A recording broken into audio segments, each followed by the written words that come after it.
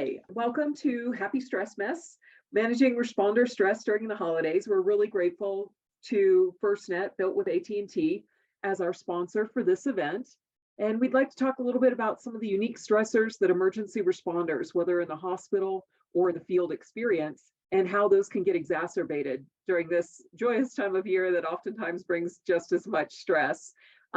Give you a brief introduction. I'm Rhonda Kelly. I'm a retired firefighter, paramedic, former ER and psych ER nurse. I currently serve as the executive director for all Clear Foundation.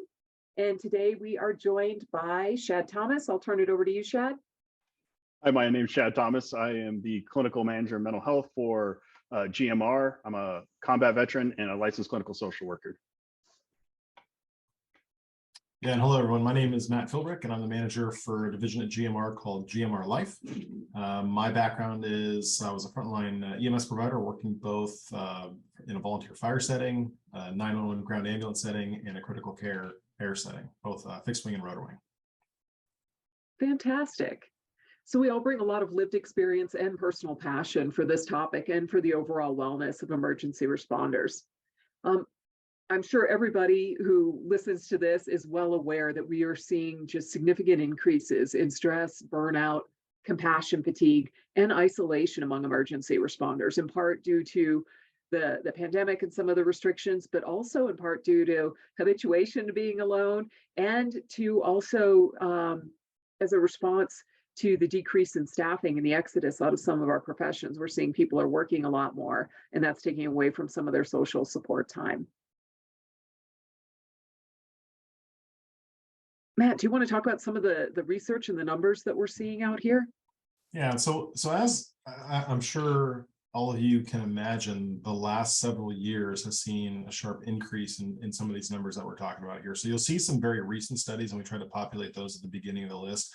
But you'll see that there's been a trend in a direction of having amplified prevalence of depression in healthcare workers. People leaving the profession as a whole, both in hospital-based healthcare and emergency response healthcare. Also, emergency responders as a whole, so law enforcement officers specifically, have had a sharp increase in resignations in the last 2 years. Now that comes from all kinds of various different reasons. It comes from the added stressors we have with the pandemic. It comes from added stressors that we have in an amplified and heightened social media environment. It comes from an increase in the stress and stress events that come with the work that we do. But we can see that this crosses all boundaries as far as profession goes. So it affects law enforcement officers and corrections officers, paramedics, EMTs, air medical providers, hospital-based staff, respiratory therapists that are functioning in emergency response realm, fire department personnel, both volunteer and paid, and it affects all levels within the organization.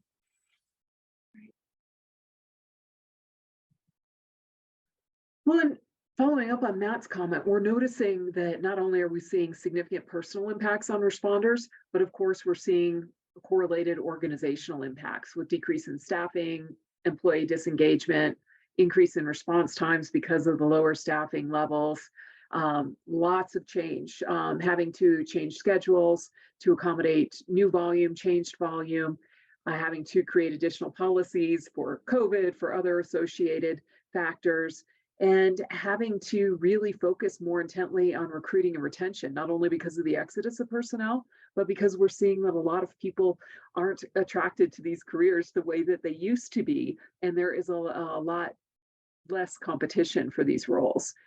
Shad, did you want to talk about some of the personal impacts we're seeing? There we go. Yeah, you're just seeing an overall increase in stress, anxiety, depression, people feeling overwhelmed. You mentioned compassion fatigue and burnout, feeling of hopelessness, that nothing's going to change or improve. People are feeling kind of demoralized by it. And then there's the increase in substance use and misuse in a population of first responders who generally have a higher average of consumption than other professions. So you're seeing increases in these negative mental health and wellness markers. Well, and Shad, are we seeing it just among the field personnel, or are we also seeing it among leadership? No, that's a good question. No, actually, we're seeing it across the board. In and really in society in general. COVID put a lot of stress on everybody across the industry. So this statistic came out of a study across the United States, across industry, looking at ground level employees and even C-suite staff. So executives within large corporations, and we notice that there's a shift in how the symptoms are perceived and felt by both, but the rates are, I think, were the most telling sign out of that study is it's just impacting everybody across the board. Everybody's just kind of running in on empty right now. Oftentimes we'll see too that responders feel that they're the only ones experiencing all of those symptoms. So I'm the only one that's depressed, or people that have a position like me are the only one that's depressed, or the only one that's overwhelmed or lonely. And more commonly, each person or each position within the organization is having similar feelings of depression or loneliness or senses of being overwhelmed or stressed. As we often think that we're the only ones experiencing that. And what the evidence shows is that's rarely the case. In fact, you can see very similar numbers regardless of position within your organization, all the way from a frontline provider all the way up to the executive staff that maybe work in different parts of the country or different parts of our department.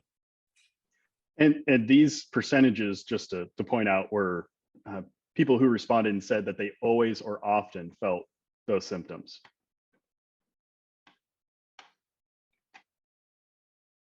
So when we look at why are people experiencing these symptoms, we really look toward the stress module. We know that stress can be mental, emotional, psychological, physiological. It manifests in many different forms, with the mind and the body being connected.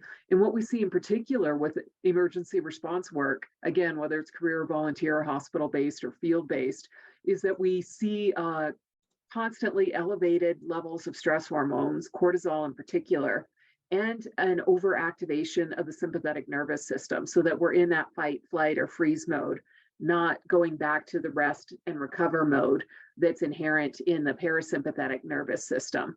And when we're in that stressed state, that sympathetic overdrive, anger, emotional intensity are very close to the surface. We're not so much in our rational mind, our functional mind, but we're more in the older, more mammalian, and then dropping down into the reptilian area brains, where we're highly reactive. We don't have a lot of capacity for compassion. We don't really understand cause and effect and consequences.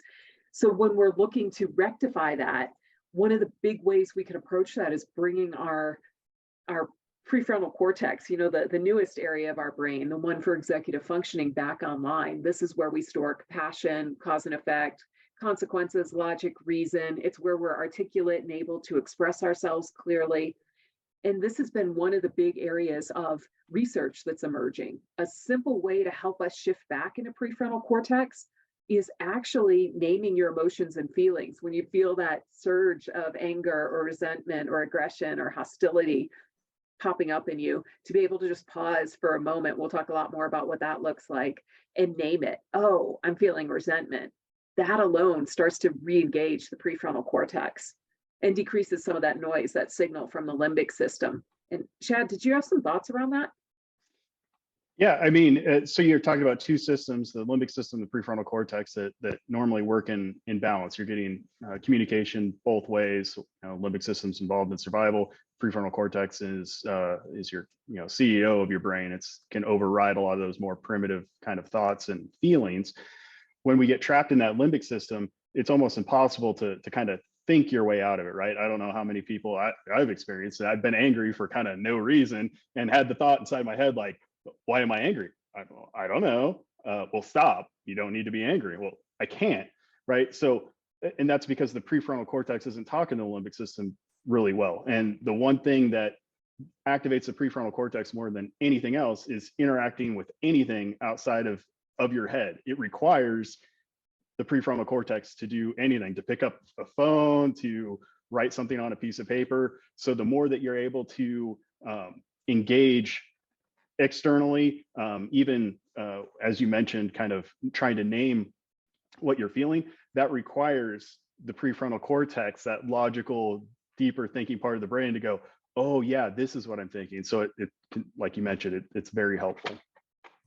So I like to think of what does all that look like in real life? And so if you're anything like me, you've probably been in a relationship at some point in your life and you've told the other person in that relationship who's having a heightened sense of emotion or an emotional response to, quote, calm down.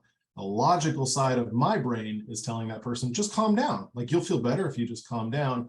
And the limbic system and emotional side of the recipient of that information isn't going to process that information logically. Even if you say, oh, take a couple deep breaths, they're not in a position to be able to do that. And we see that in the workplace, especially for emergency responders. You get that limbic system overload, sometimes called the amygdala hijack, and it results in, I went into the supervisor's office and I slammed my fist down on the table and I told them how awful they were. And then I walked out of the office and I immediately regretted it. And so this overwhelming sense of emotion, for lack of a better term, is what's driving that overload of the limbic system, and then preventing your prefrontal cortex, or the thinking part of your brain, to have logical thought. Calm down, Matt. So chronic stress, we all know that our nervous systems were designed to handle acute episodes of stress, namely life threats. So it was intended to spike up, get us through the episode, and then a return to baseline. But what we're seeing more and more in modern life, not only in the job, but in our personal lives, is that the stress system is activated chronically, and that it stays activated well beyond when it's really effective. To Matt's point about the calm down, it serves in some situations, but not most of them in life. And what we see over time with the chronic stress activation is a couple of things that really explain what we've observed scientifically. That the hippocampus, the area of our brain that's really involved in memory storage and processing in particular, that starts to decrease in volume over long periods of chronic stress, which leads to more rigid thinking, black or white, yes or no. And we all know so much of life is actually the shades of gray in between, but it makes it really hard to deal with that. And when we get frustrated, we're already dealing with the mammalian or the reptilian area of the brain. So it's easy to get very angry and hostile about that. And again, it leads to this rapid decompensation, because when we're in that rigid thinking, we don't have the flexibility of thought to go back and think about similar situations in the past, lessons we've learned, advice we've heard, things we know are good for us. We become even more under-resourced than we were in the moment beforehand, because we can't access the things that we've known from the past.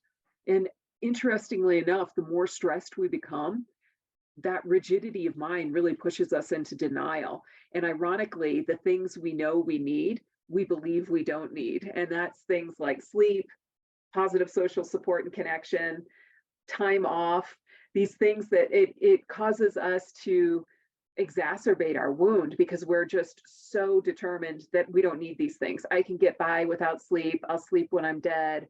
I'm a loner. I don't need social interaction. And we inadvertently wind up creating more problems for ourselves in this chronic state of mind stress.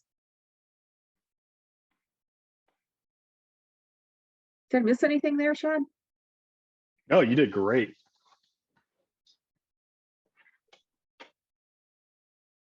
So then when we get overwhelmed and we're cutting ourselves off from the things that we really know, this is a well-worn path. We look for something to numb it. We just don't want to feel the discomfort we're feeling in the moment. This is actually an area that Shad's has had a lot of expertise in. He mentioned he works as a social worker. He's done a lot of work in substance misuse, and I love to hear the way he talks about this. All right. So the reason that we use substances is because they work, right? The brain cares about relief of symptoms right now. It takes this chronic exposure to stress and how you're feeling as a threat to survival. Like, it decreases your chances to live. And so substances work in the very short term, because they make them so you don't have to feel, you don't have to deal with what you're feeling. The interpretation of your brain is like, oh, relief. So this must be good for my survival chances. The more that you connect those two and allow your brain to make those connections, the stronger they become, the more you'll have to use, because we are all going to, one beer is not going to affect you the same 2 weeks from now if you drink one beer a day, right? You're not going to get the same relief. So you're going to have to drink more. You're going to have to drink more. And this goes for really any behavior that releases dopamine as a response, right? So when we're talking about substance misuse, we're also talking about really any kind of addictive behavior. It can be gambling. It can be these cell phones, like, just sitting and scrolling on Facebook. It's a great way to completely just check out. It gives your brain a deep breath. Now, we know that it's not good for long term, right? You can't do that for the rest of your life. It's not a good coping skill for the long term.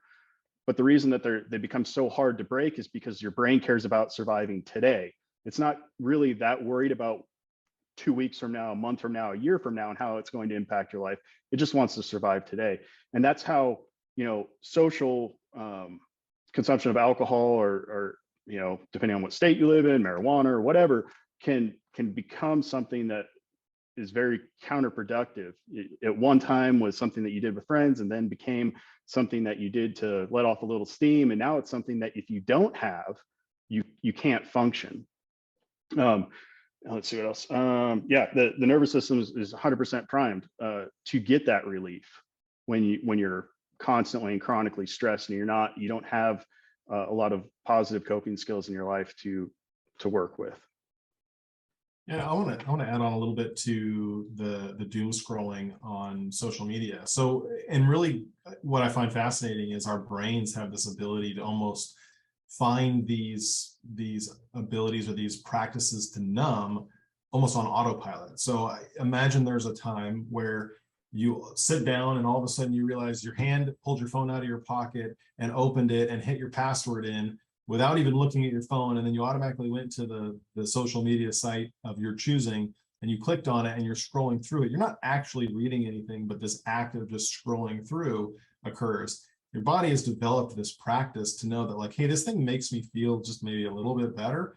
I'm getting this hormone in my brain that's saying, this molecule in my brain saying, give me a little bit more. And so you hunt that little bit more. And the same thing can happen with substances, of course, which is where we start to see significant problems with the emergency responder workforce. And the numbers that show substance misuse, both from illicit drugs and legal drugs or legal substances, gets really, really dangerous. And for responders, and I'll focus a little bit on that center bullet point, which is the acquired capacity. The acquired capacity component is, as a paramedic, I know what dose adequately relieves pain, what dose of fentanyl adequately relieves pain. I can do the calculation in my head based off a person's weight in kilograms, and I'm really good at looking at someone and knowing what their weight in kilograms is, and then delivering that dose in a titrated manner to relieve their pain. And I also have the acquired capacity, because of my knowledge of the pharmacology of those things. I know what then gets us to the point of having too much, or the inverse, which would be too little. So we're really good at knowing what dosages are. We've built up that acquired capacity, for usage and the ability, how much is required to numb those senses without even really knowing it, cognitively doing it. For law enforcement folks, that acquired capacity comes from a social component, from the fire service, especially fire services with long histories. If you go back to FDNY 50 years ago, they had bars in the stations. And that occurred at fire departments and law enforcement agencies across the country, because there's a longstanding history in that. I would like to say one more thing too about just addiction in general. Every mammal will become addicted in exactly the same predictable neurological fashion. This isn't something that only humans possess. There's no moral equivalency to it, other than what society ties to it, which causes a lot of difficulty in helping people with these issues. But addiction is a chronic neurological disease. It is a medical issue that, if left untreated, follows the same pattern of all of the other chronic diseases that we know and treat. And so, I really just want to stress that this isn't a moral failing or a weakness. Your brain is designed to do this. It is a weakness in all mammalian brains, where when this connection is made between instant relief and any substance or behavior that releases dopamine, a smaller part of your brain that's exceedingly powerful called the nucleus accumbens gets involved in humans, hijacks the prefrontal cortex. That's why people who are active in their addiction, they'll say all sorts of crazy things like, I can stop anytime, it's not that big of a problem. And what they say just doesn't make rational sense. It's not because they're now somehow morally flawed, it's because part of their brain has hijacked it. Because the biggest fear of the brain is, if I don't have this thing that I've now become dependent on daily survival for, then I'm going to die. And when that happens, it becomes exceedingly difficult to treat. So, sorry, I have a soapbox on addiction. Awesome. Well, so when we tie back in with what we're numbing from, or what we're trying to numb from, and it's usually some form of stress. Some of the big messaging for people that I really like is that stress isn't really about the external event, which is a good thing, because we'll talk about that in a little bit, because we don't have a lot of control over the external events. It's really more influenced, the reactions we have internally and physiologically, by the stories we tell ourselves about the external event. It's really an internal experience. We all know that stress itself isn't bad. If we didn't have a certain amount, we wouldn't get out of bed in the morning. We need some sort of stimuli. But the trick is that we need to keep our stress level appropriate to our situation, so that the responses that are triggered, whether it's elevation in heart rate, elevation in blood pressure, more reactive state. I mean, if you're stepping out in front of a bus, you need to be aware of that and react without thinking about it. In those situations, it's great. But in day-to-day, just normal situations, those activations don't really serve us very well. So the trick is, how can we better manage our stress through managing our internal experience of it?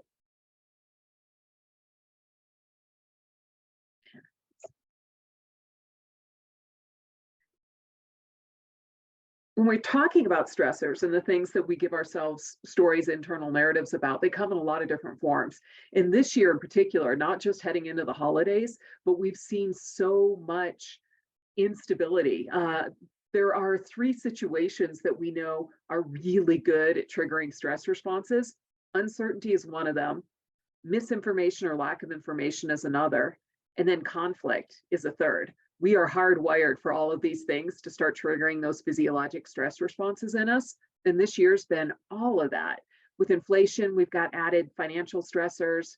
In the emergency response world, with understaffing, a lot more overtime, the traditional lack of sleep that we see amongst our professions is getting worse, not better. Increased workload, social, political, international instability, especially if you're working in the field emergency response world, but also in the hospitals, because you're treating. We are seeing increased violent episodes across the country and seeing more acute injuries in the field. And then also we've got the compounding factor for those who have marginalized status, whether it's racial minority or LGBTQ+, feeling very threatened, feeling like there's a lack of information, a lot of uncertainty. And all of this kind of snowballs to compound and create a lot more for us to worry about and stress about. And then there's the holidays. Matt, you were giving us a kind of a rundown on holiday increase in stress earlier. I love that the holidays are this double-edged sword of events. It can be something that fills your cup up, so you spend time with family and practice the giving component of the holidays, and there's a lot of science and a lot of evidence that shows that expressing gratitude and giving gifts to people and accepting gifts from people, even, or accepting compliments from people, does a lot to your brain in a really positive way. But we also know that the holidays can be incredibly stressful. It's almost a joke now that we talk about Thanksgiving dinner as the opportunity for everyone to get together and argue. And it's kind of the antithesis of really what the ethos of Thanksgiving is. And so when we talk about those added holiday stressors, we have those financial stressors, we have the schedules, we have, of course, the shift work that interferes with whatever those holiday plans are. I've never worked a schedule in my life that perfectly overlap with when my kids are either on or off of school. They have more half days than any other kid in the country. So, and of course that interferes with work. When we're doing shift work, it interferes with working those holidays or coming home. And you oftentimes celebrate the holidays on days that they're not actually on the calendar. And then we have the component of expectations of what other people's expectations are of us, and what our expectations are of ourselves, and what expectations we have for others. And then we have the kind of the socially acceptable ways to cope and numb, which create the potential. They're not a direct line, but they create the potential to amplify some of the problems that we experience as responders. Well, and that's one of the things that I found when I was married and we were both responders, is setting expectations before the holiday, before we're in the peak of the stress and the stress response to, hey, I'm going to be on duty on Christmas Day. Let's celebrate it on the 26th.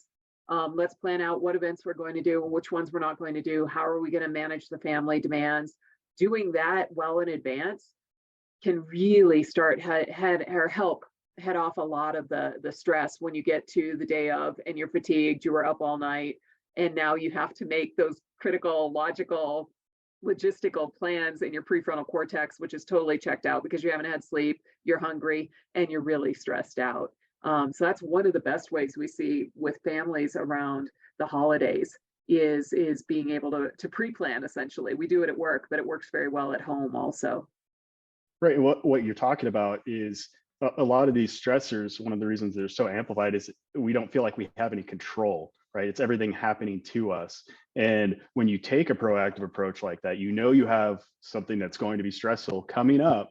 You're actively doing something. It's not going to change the situations, right? But the amount of stress that you're going to feel about it is going to be way different because you have some control.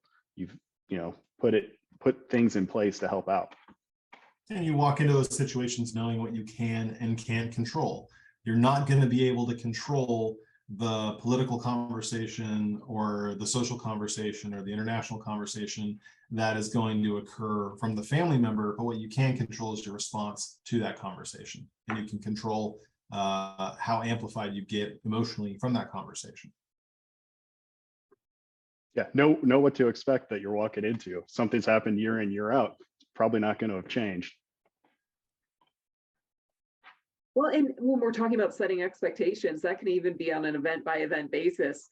When you walk in making the announcement to a family event, hey, I can only be here for an hour or an hour and a half. Internally, that kind of helps us because we know this isn't an indeterminable day. I'm not going to be here all day. I don't have the uncertainty of when am I going to leave. I can see the light at the end of the tunnel. And, once we have that 60 minutes, 90 minutes, okay, I can be on really good behavior for that because I'm out after that, or I can make the most of this time. I can really engage with everybody, have the positive social interactions I want. And instead of having it drag out or go to things that I don't want to be involved in, then I can leave and everybody can feel good. So there's a lot of different ways to manage expectations, ours and others.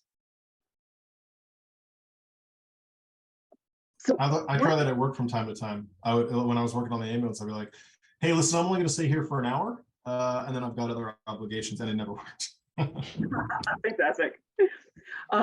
So, one of the things that I think it's easy for us to forget as responders is that we're human too. There is a human behind every badge, uniform, scrub, headset, desk. And we all have basic human needs that we're responsible for. We like to think that we're special. We don't need these, that we can just make it happen. We'll just get by. But that's just really not true. And one of the models I really like it comes from Tony Robbins. We've all seen the Maslow's hierarchy of needs. There's tons of different demonstrations of human needs out there, but I love this one for responders in particular. Certainty, variety, significance, love and connection, growth and contribution. What he talks about is all of us, just by virtue of being human, need these things. All of us have a go-to that we tend to like, that drives us more than the others. But we have to fulfill all of these things. We can't just say, oh, I'm going to focus on certainty and let everything else go. It would be like saying, I eat really well, so I'm not going to sleep well. I'm not going to hydrate. I'm never going to work out. And I am just not going to engage with other people because I'm eating well and that's going to serve me. And it doesn't. We need all of these things and we need them in balance. We touched on this one earlier, that need for certainty, a sense of safety, security, comfort, order, consistency, control. Most everybody in the country has felt themselves challenged around this one. We're in pretty uncertain and volatile times.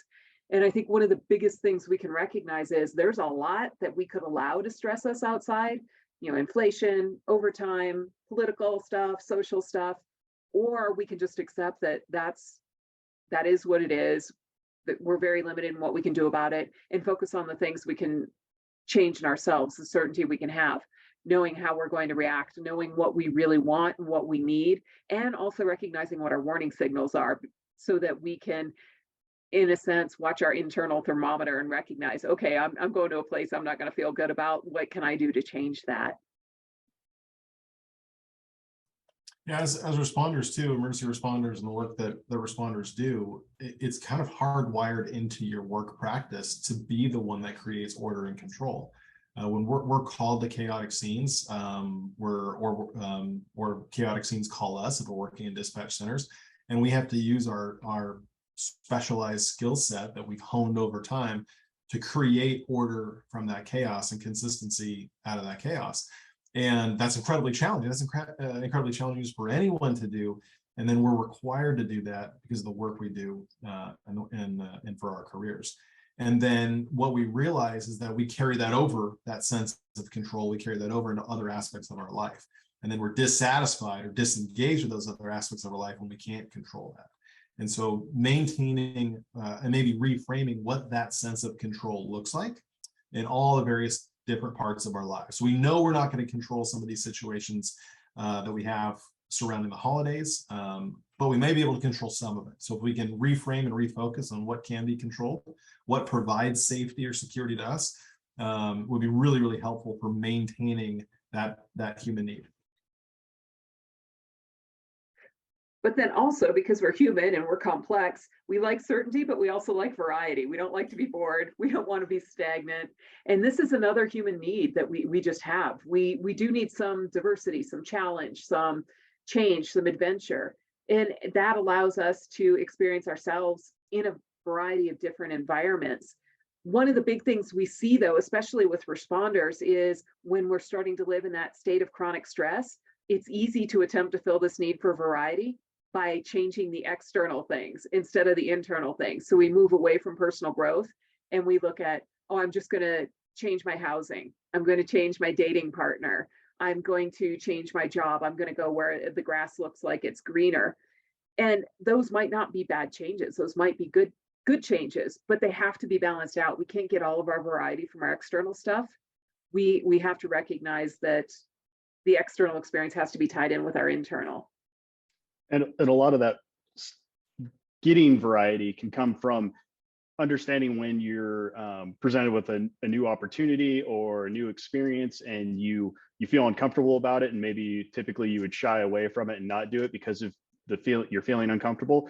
It's actually leaning into that feeling of being uncomfortable and allowing yourself to experience that new situation, new experience, adding variety. Because typically what we do is we always think it's going to be worse than it actually is, and we end up enjoying it more than we ever thought we would. So just kind of getting out of our own way sometimes can really help with that internal simulation of variety. Well, and another essential need that we see a lot with responders is significance. I mean, we all want to have meaning and purpose. We all want to feel validated. We want to feel like we have done something for the greater good. I mean, if you ask most responders why they do what they do, invariably the answer is some version of to help others. And this is really something that I think is key in the standard responder personality. The problem is, again, lots of times we can get so focused on seeking significance, getting that external approval. And it's really easy at work because when we do things right or we do things well, we get promoted, we get accolades, we get all this praise. And oftentimes we still feel empty inside because it's never enough. And this is that piece again where the significance has to be balanced. And what I see with a lot of responders is that they'll devote so much to helping others and think they don't need to take care of themselves. And that's just a recipe for disaster. It's us depleting our tanks and not allowing us to perform to the level that we want to, which can start a vicious signal. And recognizing that significance isn't just external, what the job rewards us for, or what we do for others, that it's also internal, how we take care of ourselves, how we value ourselves, and how we speak to ourselves. And as responders, we're really good martyrdom. We're really good at saying, I'm making this, this sacrifice for the work I do. And it's really tough to turn that off. And so not saying what we're saying without an overwhelming sense of, we get it, we know that it's difficult, but just maybe consciously armoring down or actively disengaging in the role. And instead of saying, hey, I'm Matt, the paramedic showing up to try and parent my kids, I'm Matt, the dad trying to parent my kids, or I'm Matt, the friend, when I go out and meet with colleagues socially or things like that. And it's really tough to do, really challenging, but if you can put a focus on it, it certainly moves the needle a little bit to improve that significance factor. Love and connection, we touched on this one too. And, I've heard so many people talk about, well, I'm an introvert. And what we're finding is we all slide back and forth on that scale. Times when we want to be more alone, have some solitude, and times when we want to be social and engaged. But all of us have a need for human connection. And yeah, and a need to belong, a need to love and be loved. And lots of times that drives some of our personal choices and our actions, is trying to fill this. Sometimes healthy ways, sometimes not. Chad, did you have something about that? Yeah, I think it's just this one really ties together quite a few of the total 6, really, because what we're talking about is you're having a significance, you have meaning to somebody else, you have that deeper understanding and intimate relationship with a partner, with friends, and it really does tie you to somebody else and greater society. It's a great experience, great feeling, and it's something that we all deeply need. Even introverted people really do need it. And it's one of the first things that can be harmed when we're really, really stressed out is those relationships, those friendships, because we'll isolate, and we have a ingrained belief that people who we love and we share these experiences with can be kind of our, well, for lack of a better word, our punching bag at times, proverbial, of course. So we tend to hurt the people that are closest to us the more, because we have this back of our head belief where they won't leave, right? They love us, so we can say things that we'll regret and wish we didn't. But those are usually, it's not like we go yell at random people that frequently. It's usually the people that are closest to us. Well, and I love the research that came out of Harvard with the longitudinal study. It's been running about 120 years now. And what it's shown generation after generation is that the single factor most highly correlated with the quality of our lives is the quality of our social connections. And it's just been really impressive to see that signal in the data. And this is exactly what this is identifying as one of the human needs, that we have this need to have these long-term, stable, supportive relationships with people who know us well. It can be really tempting when we're stressed, especially as responders. We have the first family and the second family, and success at work and relationships at work are outlined and expectations are set more clearly than they tend to be in our amorphous personal relationships. So it can be easy to neglect the first family, our significant other, our kids, our blood family, to have this connection with our coworkers. And many times what we see, especially with retirees, if they've shifted and they get most of their social engagement from work, they get a lot of that feedback from work. When they retire, lots of times those relationships don't continue with them. And now they feel this absence and wonder why. Like, well, I had so many close relationships. Well, it's not just what relationships were you close in, which relationships were you pulling away from because you didn't feel as comfortable or as secure in them. A connection with just society and humanity in general is one of the easiest ways to increase your feelings of happiness. As our lives have become more and more automated, we spend less and less time around strangers, and we all have this society pushes a big fear component on us, right? That strangers can be dangerous and stuff like that, but statistically, obviously not. But the interactions that you have with strangers standing in line, like there's literally just a 2-minute conversation with somebody you don't know while you're checking your groceries out, can actually increase your feelings of happiness and your connection with humanity. So it's tricky to balance all of this. And then the last 2 human needs, these are more existential: growth, that we all have a need to grow physically, emotionally, intellectually, spiritually. But sometimes this and the other needs can be this way too, where they're so fulfilling in their own right that we choose to just to pursue that one to the neglect of others. Kind of like that analogy earlier. Well, I'm eating really well, so I can not drink water, not work out, not sleep well, because this is going to make up for it. And that's not the case. Growth is really a journey, not a destination. And it's up to each of us to figure out where we want to grow, what areas of our existence are really the ones that are most appealing to us and that we're missing. And the people that really have mastered growth are the ones that recognize that there isn't a finite or an end destination for growth. No one walks through this who's really super healthy and says, I've grown enough.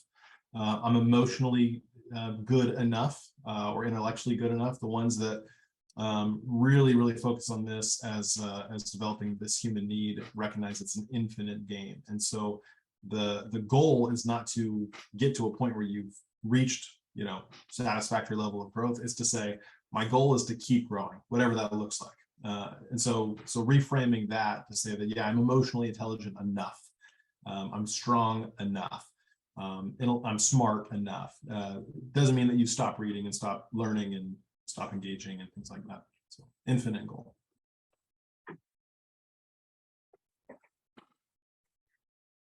Well, contribution. This kind of ties in with what we talked about earlier with the earlier human needs, is that we got into this role to take care of others, to help support others, to help other people. But we also have this martyrdom aspect that Matt mentioned earlier in our culture. And sometimes we fall into the trap of sacrificing for the sake of suffering and thinking that suffering proves our worth, proves our value.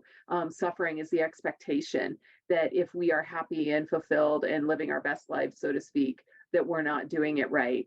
And it's just not true. We can do what we do. We can serve the community without paying the personal price that we've seen amongst our ranks for so many years. With retirees in particular, one of the big things we've been seeing is a lot of retirees have come back and said, now that I'm gone, now that I'm no longer a firefighter, now that I'm no longer a nurse, now that I'm no longer law enforcement, who am I? What am I? Which kind of speaks to not having met these other basic human needs in the past. But we all really do need meaning and purpose in our lives. One of the things I really like about the existentialism movement is that it gives a kind of a harsh message up front that there is no inherent purpose and meaning in life. It's up to us to create our own. And when our role in life, our position in life changes, it's up to us to change what our meaning and purpose is too. And that can be really flexible and be part of the growth aspect of our lives. I did this stuff in this chapter, and now I'm moving into a new chapter and I want to do these things. I want to grow and get better at these areas.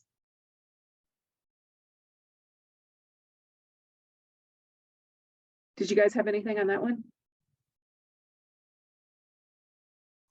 There's a message in the chat I'll hit on, but I'm not sure if you want to wait till the end or not. Okay.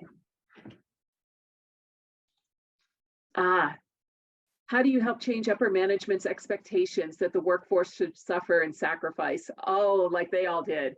Great question. So we have seen this, that in leadership, well, it's interesting. We've noticed a couple different things. One, we've talked about how many of us get into the job to help others. What we see with peer support and with some leaders is they move into those additional roles because they want to take care of our own, not just society as a whole. That's too overwhelming a mission, or it doesn't come with the reward that they're looking for. So they move into their positions, whether it's a peer or a leader, to help take care of the rest of us. And oftentimes they feel a lot of frustration, a lot of failure, and a lot of sense of obligation. Well, if you're suffering, I should suffer too. But I think what you're speaking to is we've also seen some people promote into leadership roles who have been highly stressed, who've lived in a highly stress injured state, and now kind of have a chip on their shoulder, or the attitude, I paid my dues and you should pay yours too. That is a hallmark of rigid thinking, of a stress injured brain, and it is not an effective leadership strategy. We all know we get a lot more with the carrot than we do with the stick. And I think this is just an aspect of our culture we're going to have to continue to work to change. There are some people who just believe that that's what the job is about.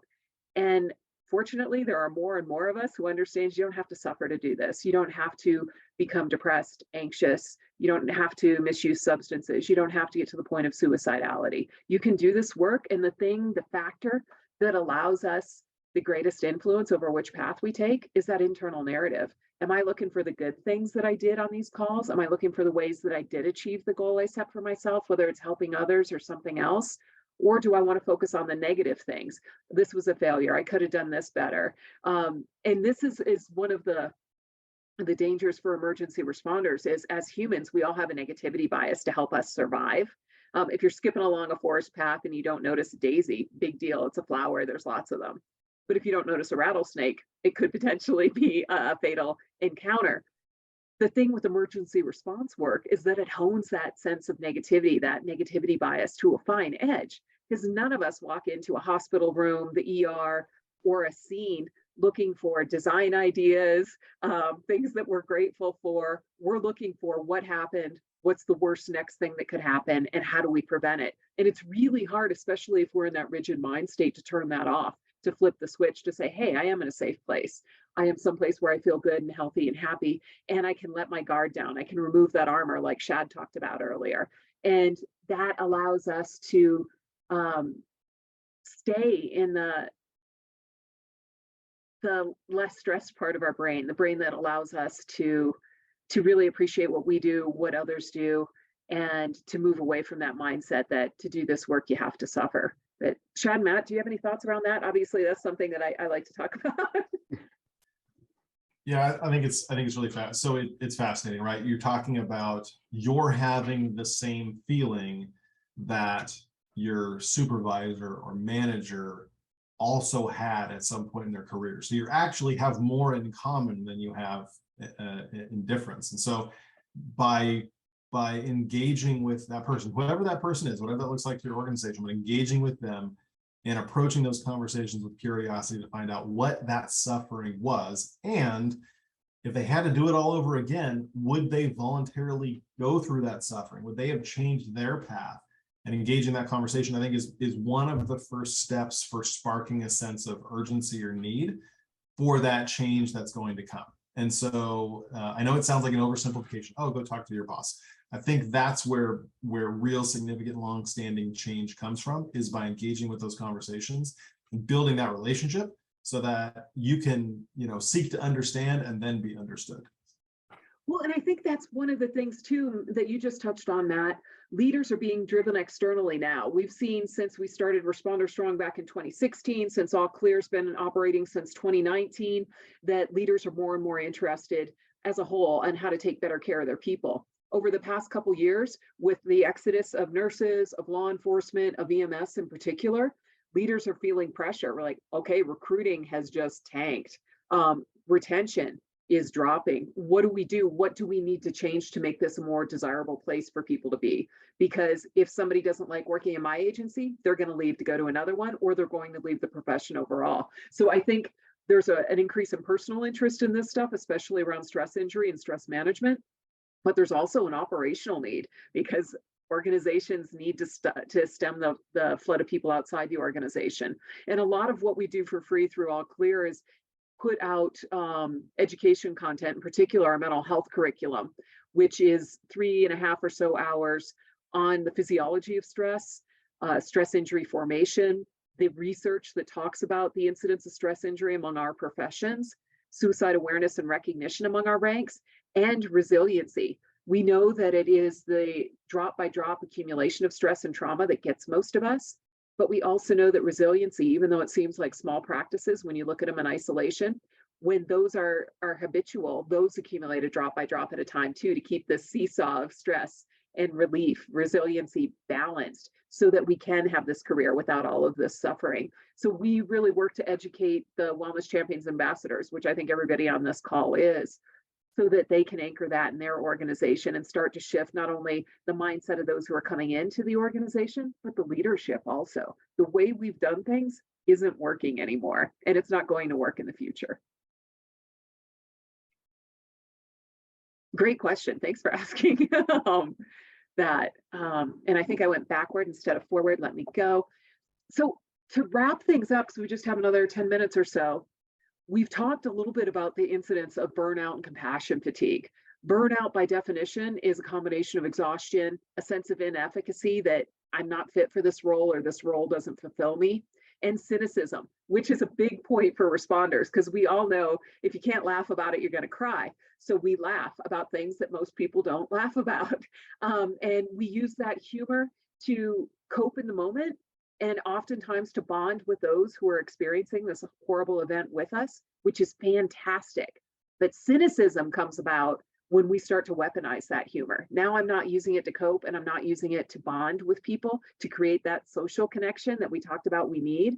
I'm using it as an armor, as a defense against people, to wound people, to tell them that they're different and they can't reach me. And that's one of the big things we see in burnout. What the research is showing now is it doesn't take a whole lot to help to erode the sense of burnout we're feeling. It just takes consistency. And one of the biggest things we can do is show small acts of compassion to ourselves or to each other to decrease burnout, because it increases those connection, significance, and contribution senses that we all need as humans. All of us have heard that gratitude practices are one of the best ways to keep ourselves resilient, to erode burnout. What the research is showing as it gets fine-tuned is it's not just enough to try to change that negativity bias and look for things we're grateful for, so our brain is more primed to look for additional things we're grateful for. It's receiving gratitude. And this is one area that responders have traditionally not been really good at. Think about it. How many times has somebody come up to you with a sincere thanks for something you did? And your automatic reflexive response is, it's no big deal. I was just doing my job. Don't mention it.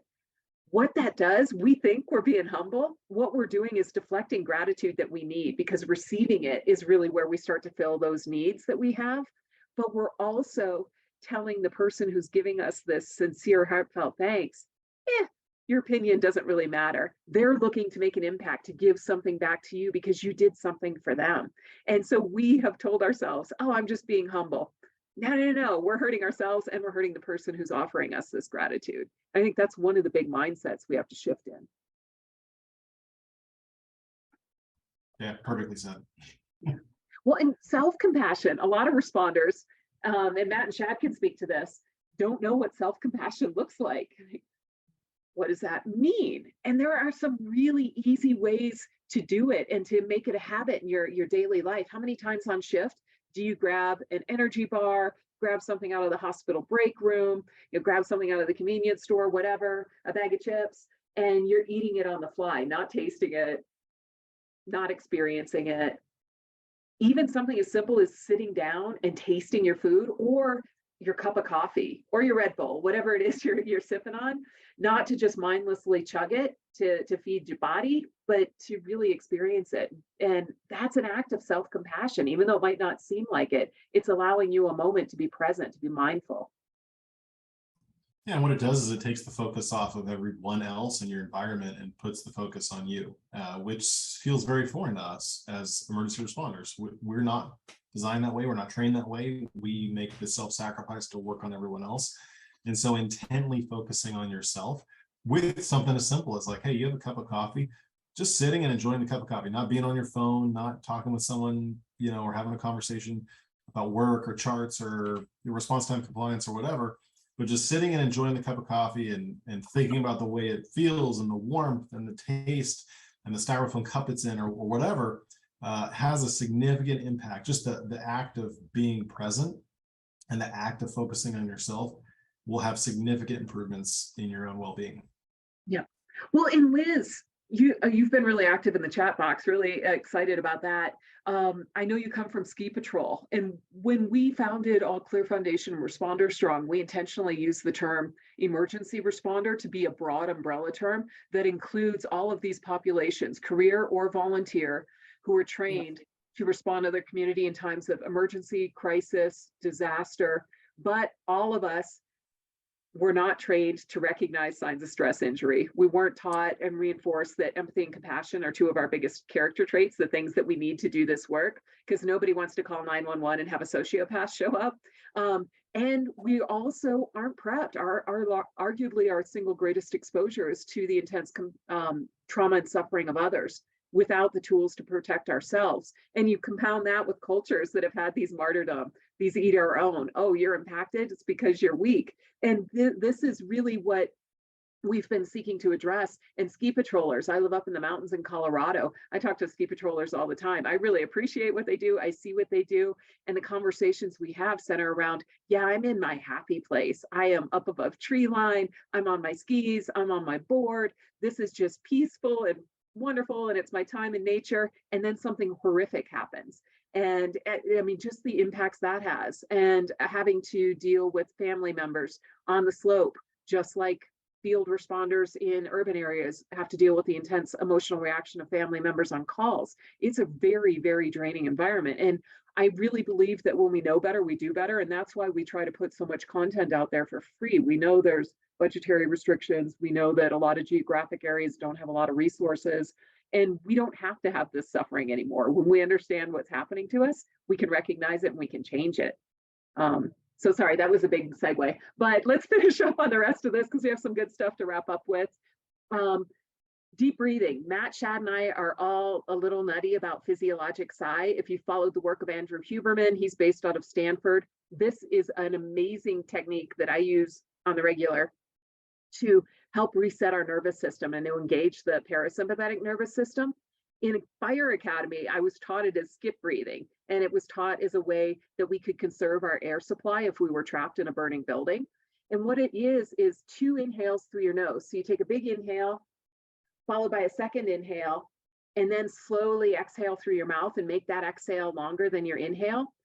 Within about 3 rounds of that, your blood pressure will go down, your heart rate will go down, and it's because your vagus nerve has been stimulated and your parasympathetic, that compassionate, kind, safe state is starting to dominate in the body. And any prolonged exhale will help trigger that state. So those are also acts of compassion and easy things to integrate into the day. 2 things we really wanted to talk about.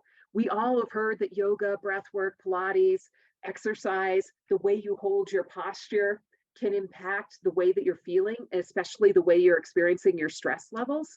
And it turns out the research is showing the motor cortex in our brain contains an area that really responds, it correlates to our core muscles. And that's why all this stuff works. So doing sit-ups, doing yoga, doing Pilates, doing the deep breathing exercises, go through your primary motor cortex to tell your brain that it's safe. It tells your adrenals to, okay, you don't need to kick out any more adrenaline. We're good, we're safe. Let's bring the cortisol levels down. Same way, we've seen research now showing that touch, whether it's a hug, somebody putting their arm on your hand, etc., that can really also relieve stress by sending nervous system signals back to the adrenal glands in particular to tell them you're safe and to stop secreting. Hugs that last more than 20 seconds have been shown to release oxytocin. They can be awkward if the other person doesn't know what you're doing, but this is a great way, yeah, Shad's hugging himself, to work in the language that your nervous system speaks, which is in part hormones. Easy ways to start relaxing. Time off, this is another big thing. Responders identify so much with the work they're doing. We tend to get this fear of missing out. Well, what happens if there's something really bad? I want to be there. I want to contribute. I want to be with my peers. I want to feel connected. So we keep telling ourselves, I don't need time off. I can delay this. I get a lot of meaning and purpose out of my work, so I don't need rest, which isn't true. We all need time to recuperate. It is shown through all the research that people who take little to no time off work are more prone to a variety of health-related issues that are all tied to the stress system. Hypertension, diabetes, obesity, cardiac, cancer, all of this is tied to not taking time for ourselves, not recovering from the stressors of our lives. Time off shows that we are able to have improved interpersonal relationships, increased job satisfaction, increased sense of control, which is one of the things that we really want. When we're not in that stress state of mind, we can recognize when we feel safe and secure and in control. And it does it all through reducing our cumulative stress load. And Shad does a great.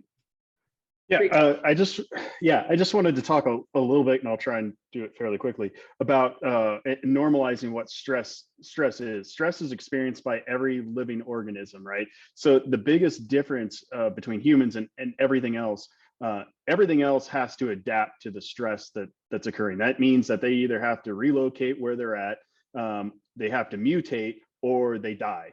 That's pretty much just across the board the options that exist to them. There's no way for them to overpower the stress that they're experiencing. Humans, on the other hand, we have this prefrontal cortex that is just absolutely amazing. We can attach our own meaning to what we're experiencing, right? And as Rhonda was talking about with making the choice to do certain practices, we can actually force the more primitive parts of our brain to go, oh, we're actually safe. Oh, our bad. We were saying that we thought we were in danger, but I guess we're not. Cool. So understand that stress isn't inherently good or bad. It just is simply something that exists, and you tie the meaning to it. You have the ability to take control and to change either the meaning or the response to the stress that you're having. It's not some magical, mystical thing that's just occurring to you in your head. You actually have the ability to really make impactful change in your relationship to stress. Love that. So wellness practices, and this is just wrapping it down. Microdosing wellness daily. These things do have to be a habit. They work so much better when we accumulate them over time, but they don't have to be intense things. They don't have to take an hour or 2 hours of the day. Time in nature has been shown consistently to help activate people's parasympathetic nervous system and reduce their stress response. Having a positive support system, people you feel like you can talk to. Lots of times, the antidote to stress is just speaking it, getting it out, whether it's in vocal or in verbal. This is why written. This is why journaling can be so healthy. Healthy eating, we don't need to stack the deck against us. It's great to have snacks now and then, but if we've got a healthy foundation, whatever works for our body, that's great. Sleep, that's the big challenge in emergency response world. We actually do have a lot of content in our You Responder Strong Wellness tool about how to optimize sleep, how to take advantage of the time that you get. I love this. 15 minutes a day, doing anything purposely and regularly can help. So Matt is kind of the guru on the non-sleep deep rest and grounding. So if there's one takeaway as far as like, hey, I need to do something that is evidence-based and peer-reviewed and is a wellness best practice, a thing that I can do, one simple thing that I can do per day, is going to be to maximize your sleep. Sleep is the solution to a significant amount of the mental health stressors and diagnoses and things that we'll experience in a negative way in our lives. If you don't have the time to focus on sleep, you can perform something called NSDR, non-sleep deep rest. And what it is a 10-minute guided walk through breathing techniques that you could look it up on YouTube. Just type in NSDR 10-minute protocol on YouTube and then follow along. Someone will guide you through it. And then within 10 minutes, you will have an amplified sense of recovery from all the stuff that we've been talking about over the last hour. So just if your quick take, your hot take is go check that out, it will help. Well, and the research shows that 10 minutes of non-sleep deep rest has the equivalent restorative capacity of an hour of good sleep. So it's a good life hack, a good way to integrate more recovery and recuperation. We talked about core exercises, your motor cortex will tell your adrenals to calm down, taking breaks, getting up and moving, changing your environment. We talked about that variety. You can use going outside, going for a little walk to change the environment you're in, to give you a feeling of variety, to help decrease your stress response. YouTube, like Matt mentioned, there's a ton of guided imagery, meditation practices there. Getting into the habit to use those is just an amazing way to take care of yourself on the daily, so you don't have this big pit to dig yourself out of. If you're maintaining, it's easier than if you're ignoring your own needs and getting overwhelmed with stress. Last thing I want to talk about, all Clear Foundation I mentioned we serve emergency responders. We do include healthcare workers under that umbrella.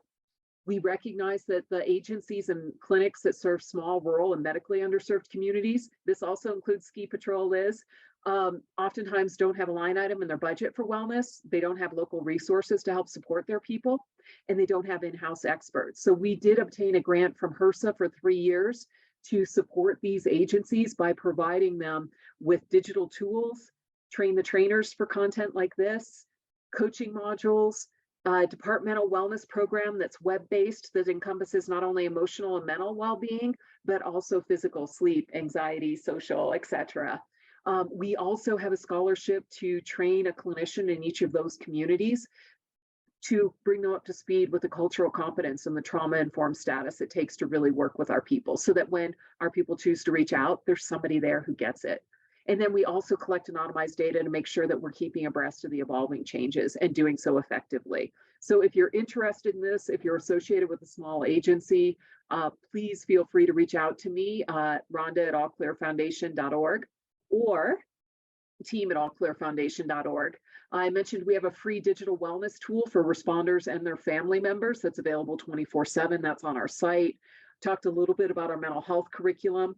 We host 20 to 25 events a year. FirstNet, built with AT&T, is one of our big sponsors for those. We are really proud that we equip everybody who attends that day-long Train the Trainer with the certification and all the materials to reteach this content at will within their communities. We never charge an agency or a participant.